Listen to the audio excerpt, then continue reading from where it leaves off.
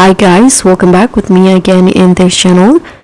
So in today's tutorial, I'm going to show you where to find the Clover Charms in Fish It Roblox. So this new accessory is one of the new updates in the current expansion.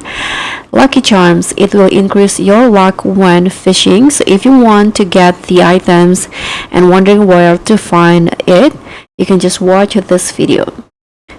So first, the Clover Charms is located inside the Fisherman Islands, specifically inside the utility store. So you can buy it in here inside the store.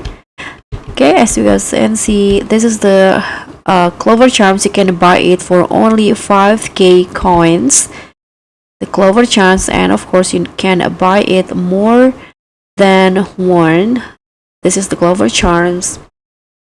So it will increase your luck by 10%, and each time you buy it, you can get up to 20 times used.